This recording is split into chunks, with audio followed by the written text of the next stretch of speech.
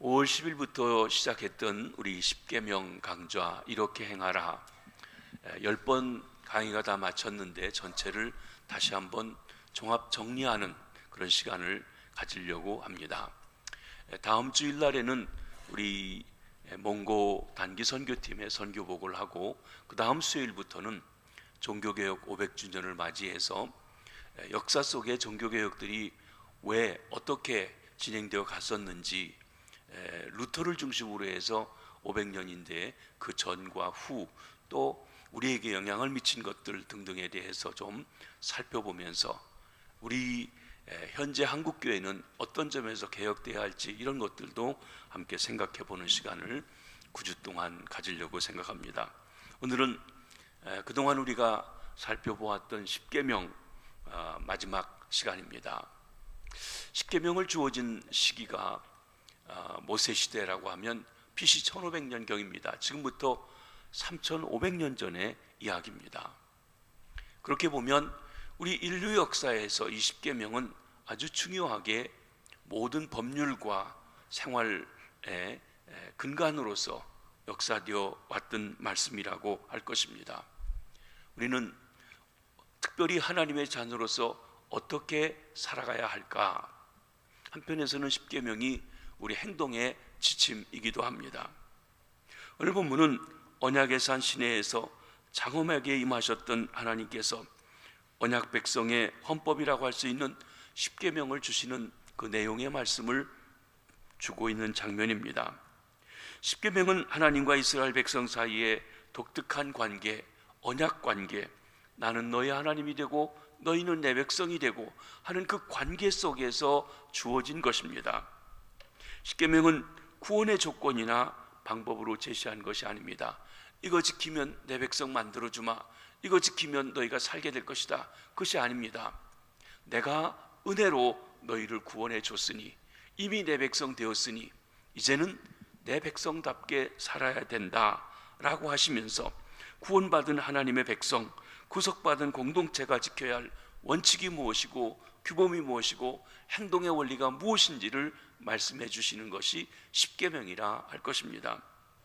이 십계명 뒤에는 10가지 계명 말고도 많은 율법 조항들에 대한 이야기들이 나오고 있는데 그것의 근간이 되는 말씀이 이 십계명입니다. 나아가서 이 십계명은 구약 성경에 613가지의 율법이 있다고 하는데 이 613가지의 율법은 하라 하는 것이 248가지, 하지 말라 하는 것이 365가지, 그래서 613가지의 율법이 있는데 이 613가지의 율법은 결국 십계명에 확대되어진 법이라고 그렇게 보고 있습니다. 넓히면 613가지지만 이 십계명을 줄이면 하나님 사랑, 이웃 사랑으로 나누어질 수 있습니다. 그리고 그것을 더 줄이면 사랑이에요. 성경 전체를 통해서 한마디로 요약한다면 하나님은 사랑이십니다. 하나님의 백성이 사랑하며 살아야 된다는 것입니다. 사랑할 대상이 누구입니까?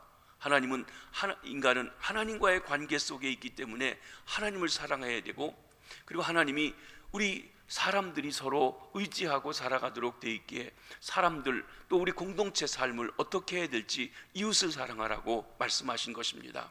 그러기에 이렇게 행하라고 하는 이야기는 이렇게 사랑하라 라고 하는 말씀이기도 한 것입니다.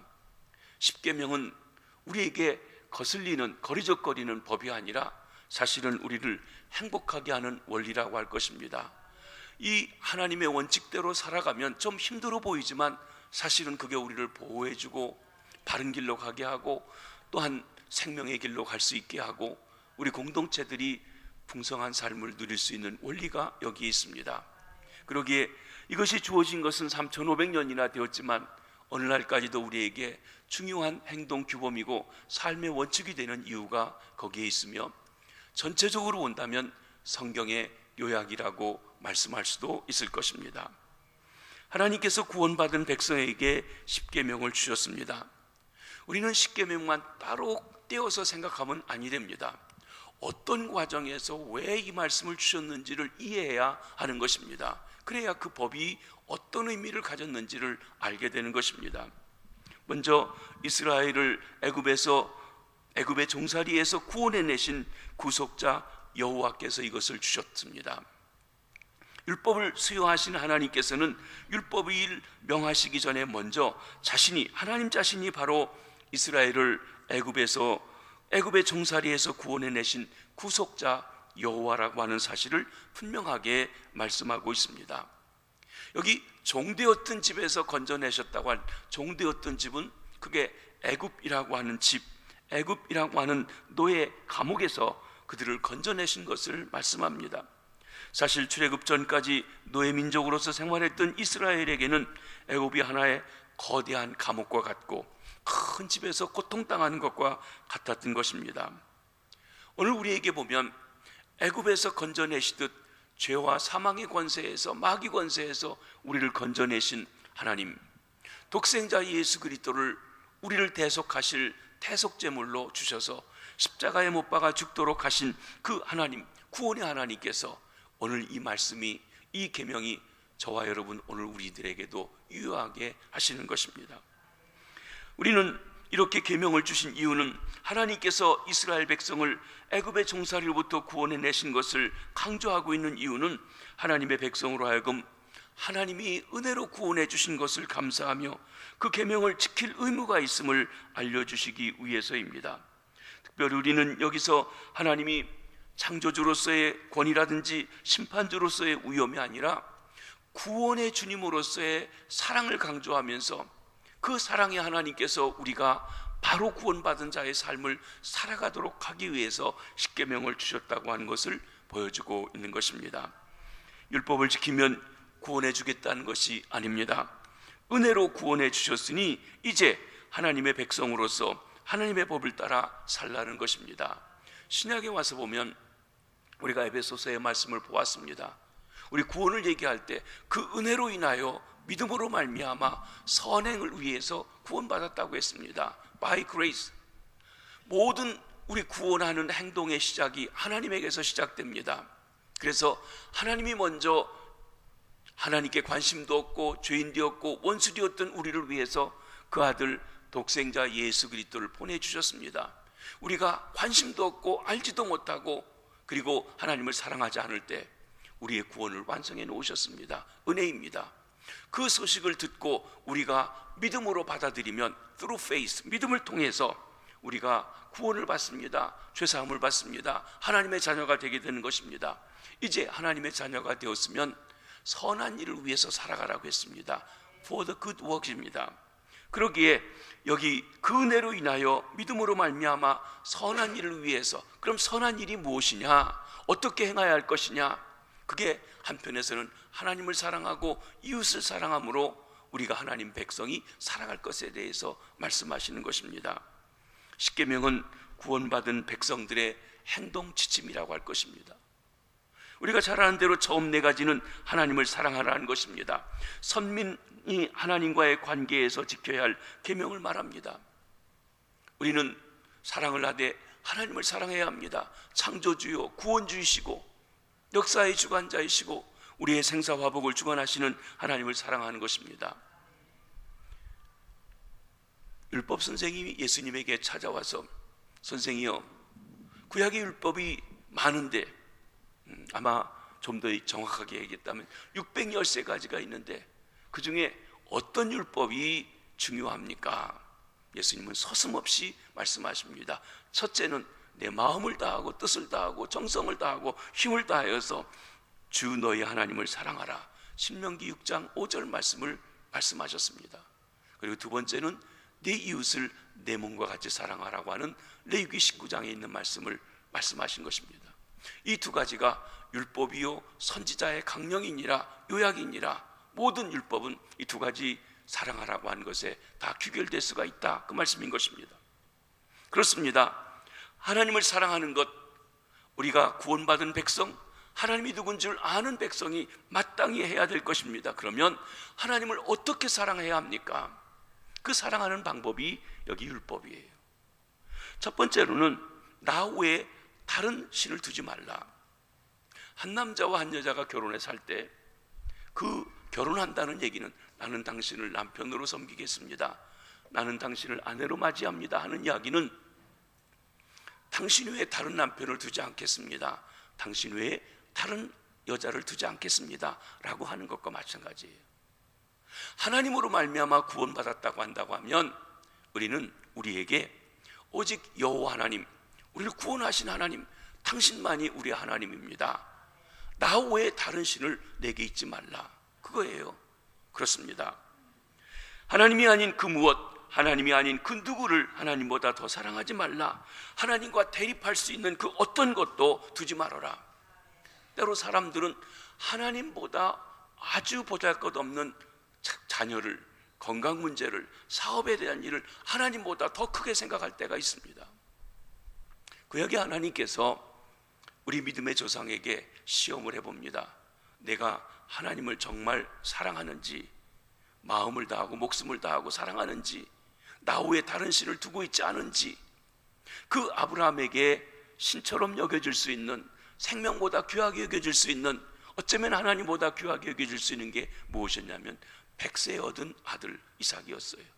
그래서 하나님이 그에게 명합니다.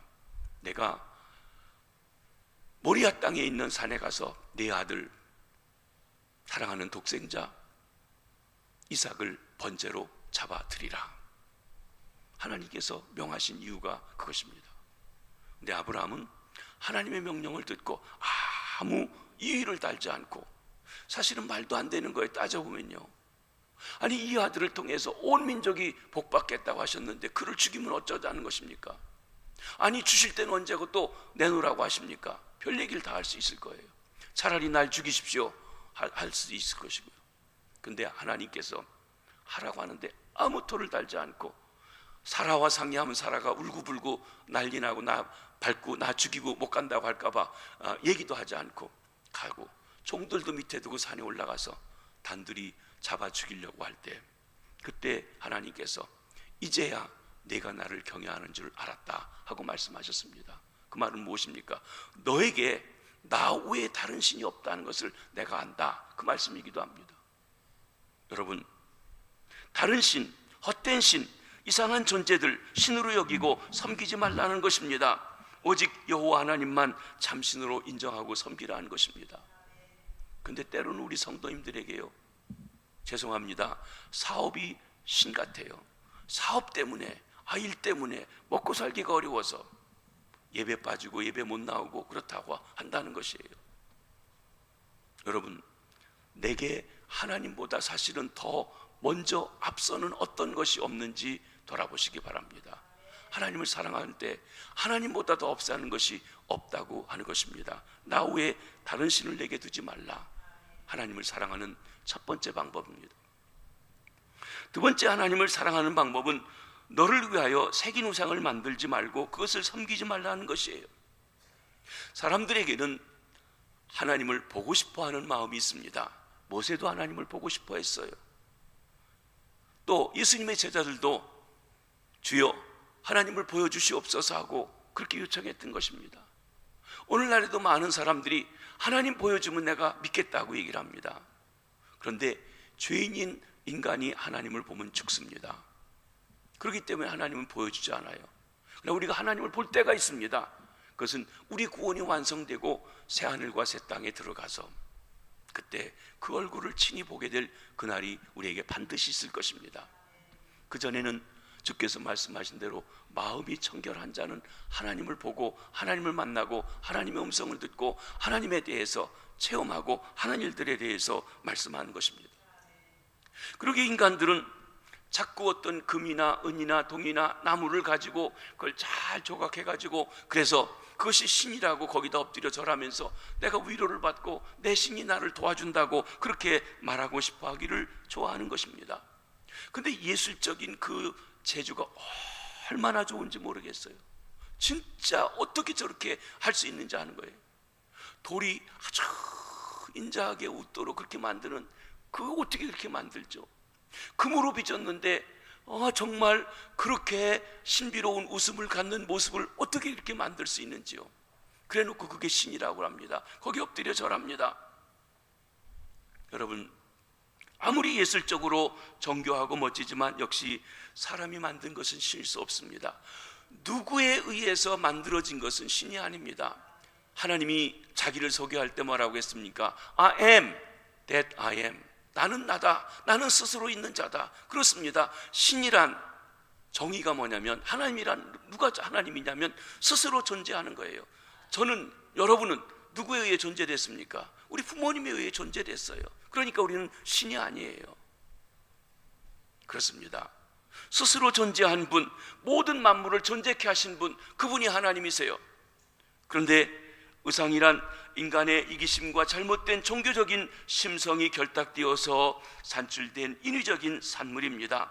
인간을 하나님께로 인도하기보다는 오히려 하나님에게서 더 멀어지게 만듭니다. 다음에 종교개혁에 대한 얘기를 하겠지만, 중세 천년의 가톨릭 교회가 많은 우상 숭배, 우리는 우상이라고 하는, 본인들은 아니라고 하지만 우상적인 요소를 가지고 있는 예배를 많이 드렸습니다.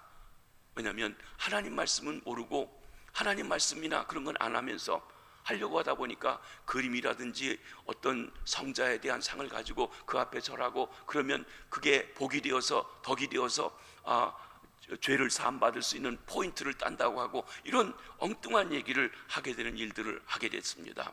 근데 결과적으로 그렇게 해서 하나님을 더 잘 섬겼느냐? 아닌 것입니다.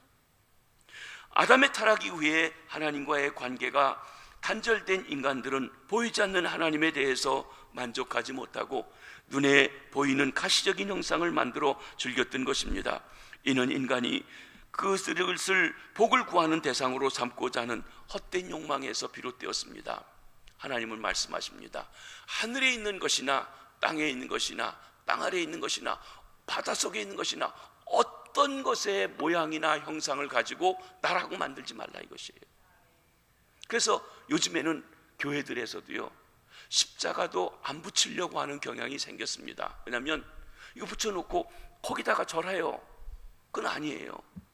그렇기 때문에 차라리 요즘에는 성경 구절을 써붙이고 하나님은 사랑이시니라, 예수 그리스도는 어제나 오늘이나 영원토록 동일하시니라, 이런 말씀을 써붙이고 오히려 십자가를 상징으로 표시를 안 하는 것까지도 있습니다. 심지어 십자가 모형까지도 그것이 하나님을 대신해서는 아니 된다고 하는 것이기도 한다고 하는 것입니다. 그렇습니다.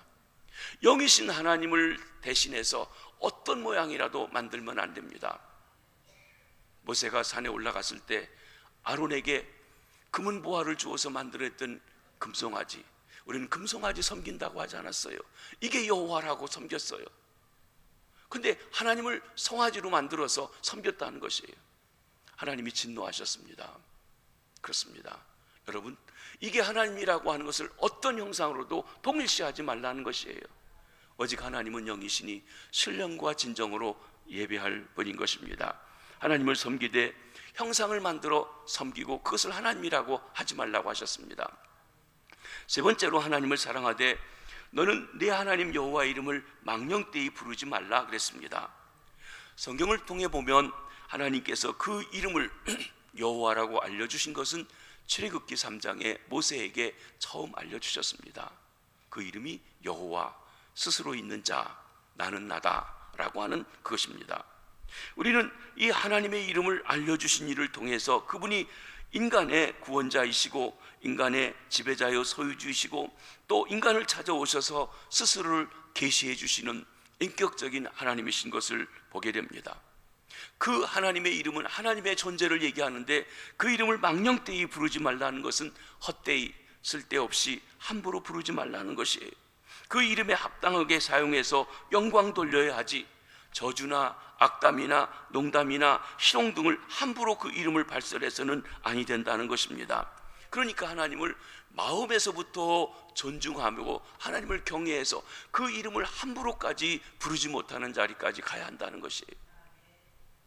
이스라엘 사람들은 아주 이 이름 부르지 못하는 것에 대해 이 말씀을 심각하게 해서, 여러분 구약 성경을 읽다가 여호와라고 하는 이름이 사실은 히브리 문자로 요드해 와우해라고 하는 네 글자인데 이 네 글자를 발음하면 아마 요즘 학자들의 이름은 야훼라고 불러야 된다고 합니다. 그래서 아마 요즘에 신학책들을 좀 보시는 분들은 야훼 하나님 합니다. 성경에 없는 야훼 하나님은 뭔가 하는데 원래 발음은 그런 것이에요. 그런데 거기에다가 아도나이, 주님이라고 하는 모음부를 붙여서 만든 것이 여호와라고 하는 말입니다. 어쨌든 이 야훼라고 하는 이름이 나오면 이 이름을 말도 못해요. 그냥 그것을 아도나이라고 읽었어요. 글자는 야훼라는 이름의 뜻인데, 그 글자 발음인데 부르면 주님이라고 하는 아도나이라고 하는 이름으로 불렀다는 것이에요. 심지어 그렇게 할 만큼 하나님의 이름에 대해서 두려움을 가지고 섬겼습니다. 무슨 말입니까? 여러분, 누군가를 여러분이 존경한다면 그분의 이름을 함부로 그 안용식이가 그 못됐어 뭐 이런 식으로 얘기하지 않지 않겠습니까? 그러니까 하나님에 대해서도 그 이름에 부를 때에도 마음에서부터 존중하는 마음을 가지고 섬기는 것이라고 했습니다. 그렇습니다. 하나님을 사랑하되 그 이름을 함부로 부르지 않고 마음에서부터 존경하는, 사랑하는 그 마음으로 하라는 것이에요. 여호와를 경외하는 것이 하나님을 사랑하는 것입니다. 네 번째, 안식일을 기억하여 거룩하게 지키라고 했습니다. 안식일, 사실은 하나님께서 우리에게 너희는 쉬지 말고 1년 365일 일주일 내내 죽도록 일만 해라 그랬으면 어떠할까요? 하나님 잔혹하실 거예요. 그런데 6일 동안이라고 하루는 쉬라고 하셨어요. 그리고 하루 쉬는 것이 그냥 노는 게 아니라 인간은 하나님과의 관계 속에서 살아갈 때 행복하고 또 삶의 보람을 느끼고 하나님이 누군지를 통해서 우리가 생명의 풍성함을 누리기 때문에 구별해서 하나님을 위해서 예배하고 거룩하게 지키라고 말씀하신 것입니다. 이 안식일을 기억하는 것은 두 가지의 원인이 있습니다. 하나는 천지 만물을 창조하신 하나님께서 6일 동안 다 완성하시고 7번째 날 쉬었다는 데 있습니다. 하나님이 피곤해서 쉬신 것이 아닙니다. 인간, 6일째 창조된 인간으로 하여금 쉼을 누리도록 하는 겁니다. 아니, 하나님과의 관계를 갖게 되는 것입니다. 여러분, 창조의 순서대로 하면 인간이 태어나서 제일 먼저 한 일이 뭔 줄 아십니까? 쉬는 것부터 했어요. 왜요? 6번째 날 마지막 오후에 마지막 순간에 태어난 게 인간입니다. 그리고 7번째 날을 맞이했습니다. 7번째 날이 안식일이에요. 그러니까 사람이 제일 먼저 뭐 했습니까? 안식일 지키는 것부터 먼저 했어요. 하나님과의 관계를 먼저 시작했다는 거예요. 그리고 나서 하나님과의 관계 속에서 모든 피조물들과 만물들의 이름도 짓고 그들을 다스리고 하는 일들을 하게 하신 것입니다. 그렇습니다. 사람이 먼저 해야 될 일이 있는데 그게 뭔가 하면 하나님과의 관계에 예배하고 경배하고 섬기는 일을 우선적으로 해야 된다고 한 말씀인 것입니다. 또한 이 말씀은 신명기 5장 15절에 보면 십계명이 두 번째 주어지는데 거기에 보면 하나님의 구속 사역과 구속 사역의 완수와 근거가 있습니다. 거기 이런 말씀이 나옵니다. 너는 기억하라. 내가 애굽 땅에서 종이 되었더니 네 하나님 여호와가 강한 손과 편팔로 거기서 너를 인도하여 내었나니 그러므로 네 하나님 여호와가 내게 명령하여 안식일을 지키라 하셨느니라. 하나님이 구원해 주셨으니 그러므로 너희가 안식일을 지켜야 된다 그랬습니다.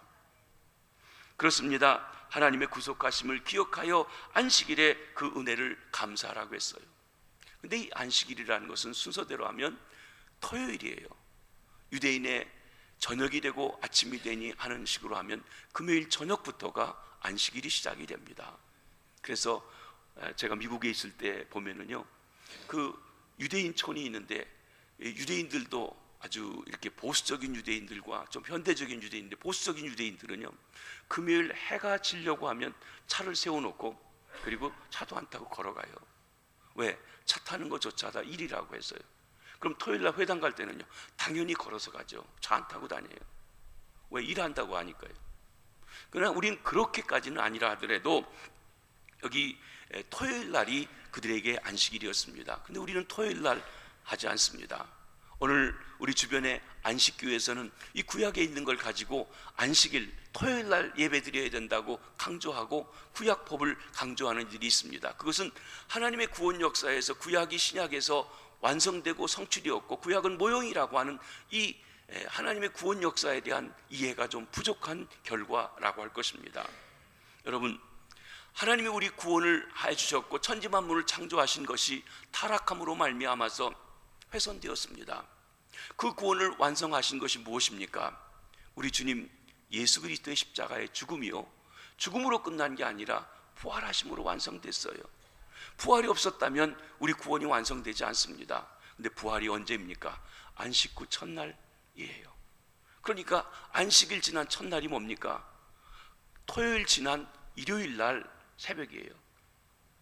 그리고 여러분, 우리 구원했다는 것을 성령이 오셔서 인쳐주시고 믿어지게 하시고 하나님의 역사를 말씀해 주신 성령 강림일이 오순절이에요. 오순절은 6월절부터 7 안식일이 지난 다음 날이에요.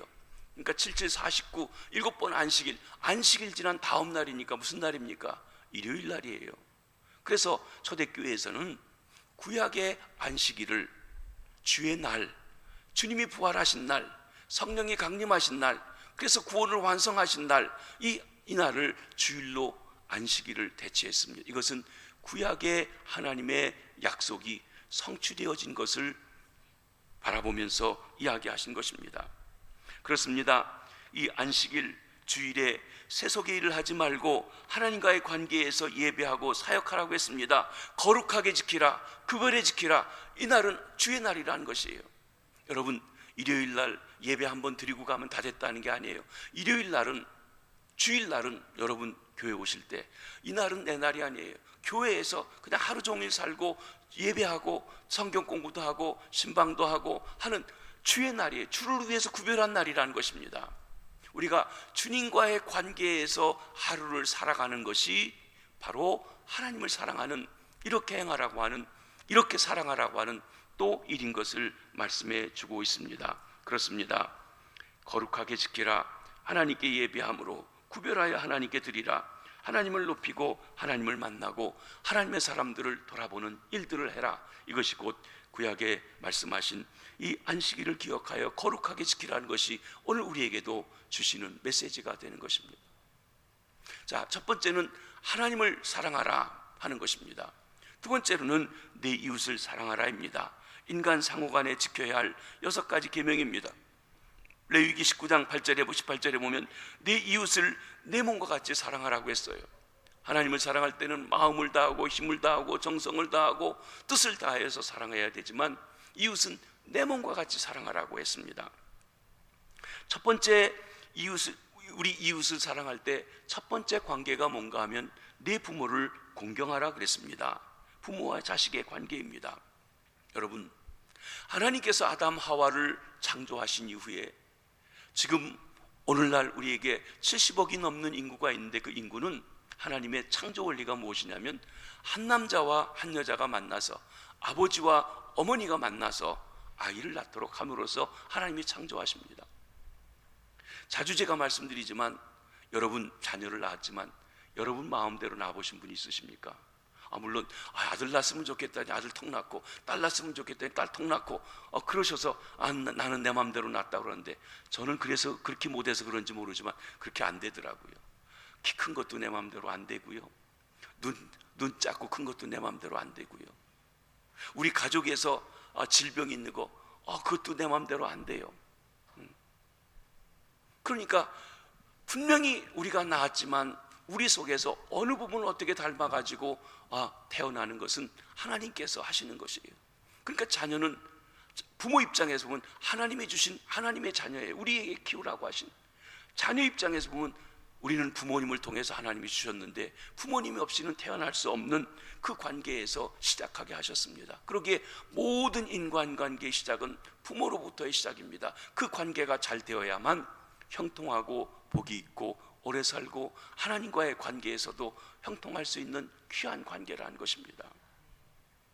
부모를 공경하라고 했습니다. 이는 대인관계 계명 중에 첫 번째 으뜸이 되는 것입니다. 공경한다는 것은 존경한다, 영광이 되게 한다는 것으로 하나님을 경외한다는 것을 가리킬 때 사용한 단어와 같이 사용했습니다.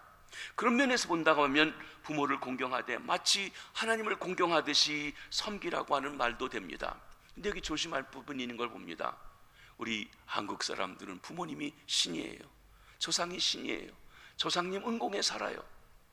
그러니까 이 말을 그런 경우에는 거꾸로 우리가 봐야 됩니다. 부모는 하나님이 아니지만 참 하나님이 주신 특별한 관계인 것을 알고 섬겨야 된다고 했지만 부모가 신은 아닙니다. 조상이 신은 하나님은 아니라는 것이에요. 근데 우리 한국 사람들은, 또 동양 사람들은 부모가 마치 조상이 신인 것처럼 군림하려고 한다는 것이에요. 그리고 조상들이 우리를 먹여 살리고 모든 걸 한다고 생각하고 있다는 것입니다. 그러나 루터는 부모는 하나님의 대리자가 된다고 했습니다. 분명 하나님께서 부모를 통해서 우리에게 보여주셨고, 우리가 아버지와의 관계가, 특별히 부모와의 관계가 하나님을 이해하는 데 중요한 도움이 됩니다. 때로 아버지와의 관계가 나쁘기에 하나님을 잘 섬기지 못하는 이들도 있으시니까 말입니다. 그에 비해서 좋은 아버지를 만나서 하나님 아버지를 섬기는데 큰 도움을 받는 분들도 계시고 말이죠. 자손이 잘 되고 장수하는 축복, 부모님과의 관계에서 시작됩니다. 두 번째, 이웃과의 관계에는 살인하지 말라고 했습니다. 이웃과의 관계는 하지 말라는 것이 더 많습니다. 부모를 공경하라는 것 제외하고 보면 말이죠. 이웃의 생명을 보호하라는 것입니다. 생명의 존엄성에 관한 계명입니다. 인명을 위협하는 모든 행위에 대한 금지 명령이기도 합니다. 이러한 계명의 근거는 모든 생명이 하나님께 속해 있기 때문에 그렇습니다. 모든 인간은 하나님의 형상대로 지었습니다. 따라서 내가 누군가를 해쳐서 죽게 한다고 하면 그것은 하나님의 생명을 우리가 마음대로 죽였으니까 하나님의 주권에 도전하는 것이고, 나아가서는 하나님의 형상을 파괴하는 것이기 때문에 죄라고 하는 것입니다. 여러분, 때로 사람들이 내 생명인데 귀찮다, 살기 힘들다, 너무 고통스럽다, 죽어버리자, 내가 내 생명 죽었으니 뭐 내 맘대로지. 여러분, 이것은 뭔 줄 아십니까? 하나님이 주신 생명인 걸 모르는, 하나님의 생명을 자기 생명인 줄 알고 마음대로 취하는, 그것도 죄입니다. 그래서 우리는 자살도 죄라고 이야기하는 것이에요. 자살 죄입니다. 내 생명이기 때문에 내 마음대로 취할 권리가 우리에게 없어요.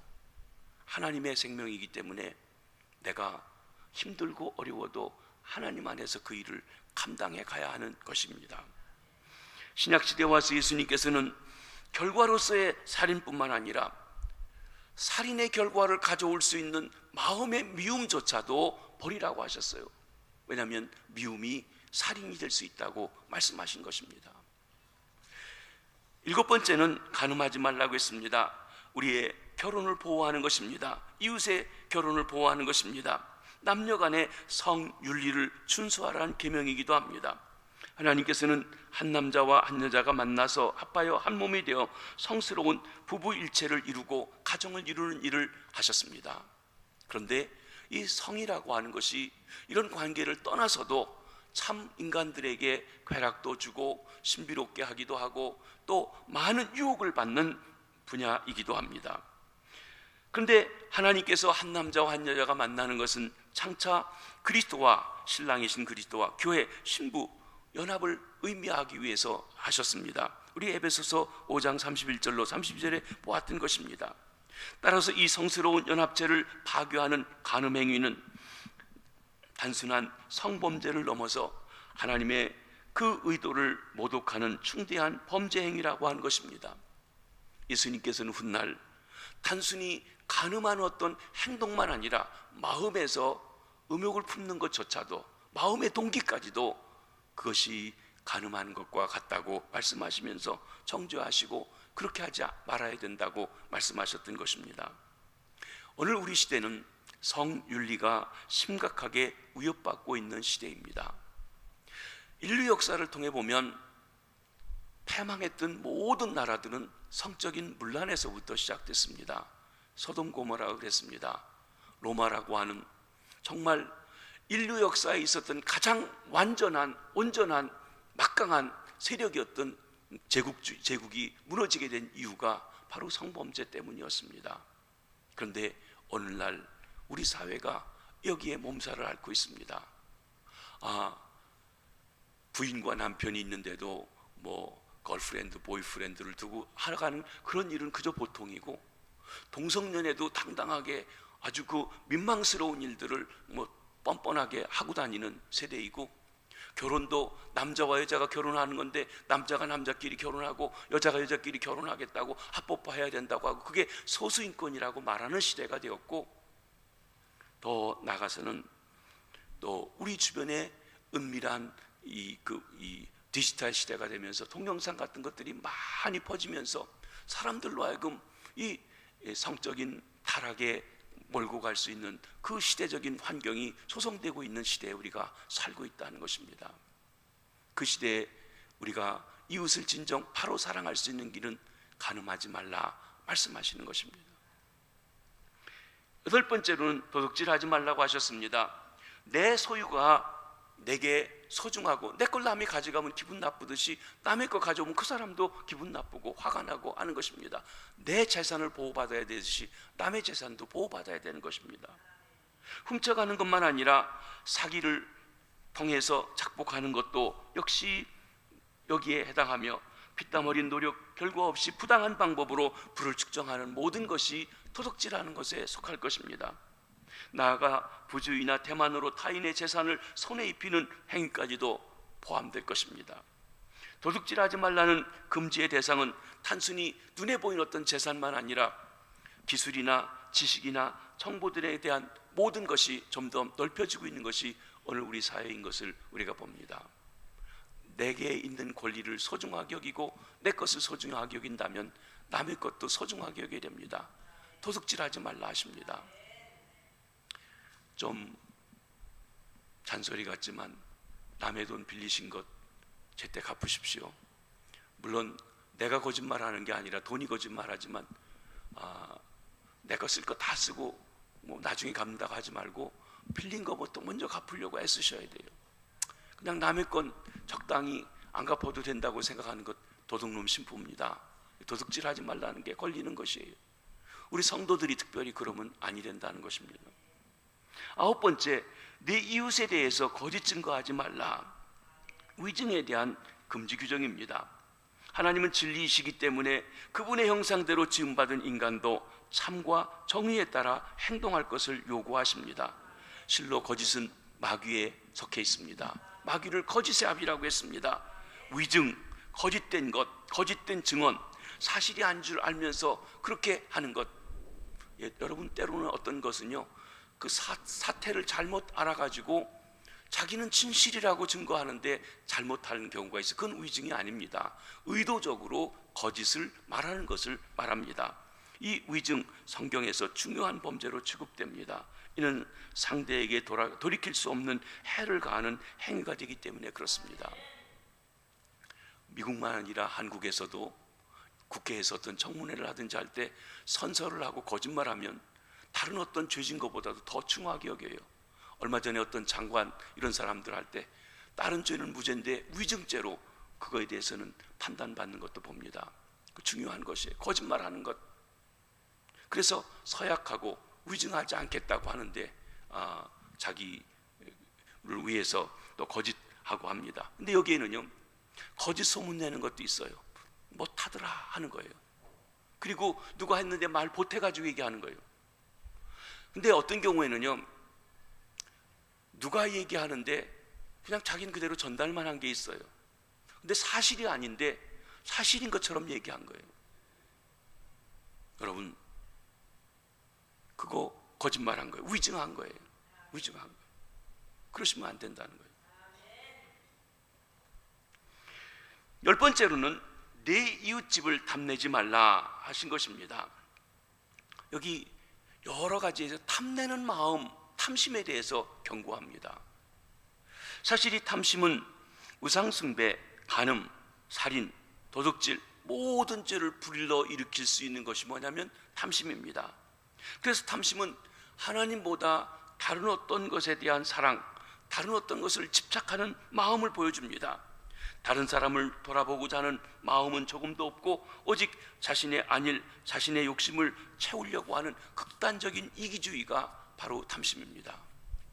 이 탐심 때문에 결국 인간은 어떤 구체적인 행동에 범죄를 하게 되기 때문에 탐심하지 말라고 했습니다. 이 마지막 계명은 구체적인 행동보다 훨씬 고차원적인 인간의 생각까지도 규제하는 대상으로 삼고 있습니다. 이것은 한편에서 보면 여러분 CCTV로도 찍히지 않는 우리 마음의 생각까지 감찰하신 분이 있다고 하는, 하나님께서 우리의 생각까지도 아신다고 하는 그 두려움을 가지고 있을 때, 그 경외함을 가지고 있을 때 생각할 수 있는 것입니다. 그러기에 하나님께서는 하나님의 자녀가 되었다면, 하나님의 백성이 되었다면 하나님이 내 마음의 생각까지 아신다는 것 알고, 그리고 정결하게 하나님 앞에서 살아가라고 말씀하십니다. 이런 점에서 십계명은 우리 인간이 정말 인간답게, 하나님의 백성이 하나님 백성답게 행복하게 살아갈 수 있는 원리라고 하는 것입니다. 우리를 보호하시기 위해 주신 것입니다. 사람이 바로 살아가도록 하시기 위한 것입니다. 이 말씀은 하나님께서 권위로 직접 주신 말씀이기 때문에 불변의 진리입니다. 3500년 역사 가운데 아직도 우리가 지금도 이 말씀을 표준으로 해서 살아가고 있는 것입니다. 죄를 깨닫게 합니다. 여러분, 내가, 어떤 사람들은 죄를 짓고도 죄인 줄을 몰라. 왜? 기준이 다르기 때문에 그래요. 뭐 그까짓 거 가지고 그러냐고 그럽니다.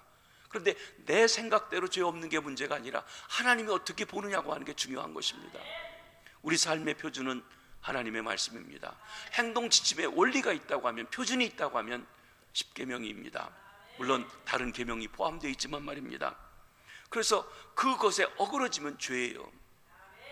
여러분, 차를 타고 100마일, 160km 달리면 죄입니까? 아닙니까? 경우에 따라 달라요. 독일 아우토반에서는 100마일 달려도 죄가 아니에요. 그러나 이 길을 160km 달리면 그 당장 잡힙니다. 왜 그렇습니까? 한국법하고 독일법하고 그 길의 법에 따라서 차이가 있습니다. 그 기준은 법에 의해서예요. 하나님께서 우리에게 주신 법, 십계명을 포함한 성경의 법입니다. 그러기에 이것이 우리로 하여금 하나님의 백성 되었지만 죄를 깨닫게 될 때, 그러면 내가 이 죄를 해결할 수 있는 길이 무엇인가? 없어요. 하나님의 은혜로 구원받았지만 죄를 지으면 해결할 길이 없어요. 그럼 어디로 가야 합니까? 결국 하나님의 은혜로 주신 그리스도 십자가로 돌아가게 합니다. 우리 인간의 부족함을 깨닫게 해주는 것이라는 것입니다. 말씀을 정리합니다. 십계명은 모든 율법의 핵심이자 하나님에 대한 사랑과 이웃에 대한 사랑, 하나님에 대한 의무와 이웃에 대한 의무를 집대성한 것이라 할 것입니다. 이는 단순한 율법 조항이 아니라 하나님과 이스라엘 백성과의 관계를 밝히는 언약입니다. 그리스도 예수를 통한 하나님과 우리와의 관계를 밝히는 언약이기도 합니다. 즉 십계명은 겉으로 보기에는 계명이요 율법이지만 그 내면은 하나님의 약속이 깃들어 있는 구원의 언약이요, 또 더 나아가서는 십계명은 우리 인간들, 특별히 하나님과 관계 속에 있는 인간들이 행복하게 살아갈 수 있는 원리라는 것입니다. 사랑하는 성도 여러분, 우리는 은혜 시대에 살기 때문에 율법은 필요 없다, 내 마음대로 살아가면 된다, 아니에요.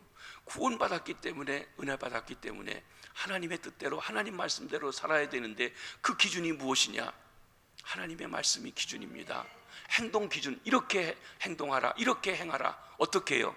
십계명을 표준으로 해서 하나님을 사랑하고 이웃을 사랑하라고 말씀하십니다. 기도하겠습니다. 하나님 아버지, 저희들을 구원해 주심 감사합니다. 우리의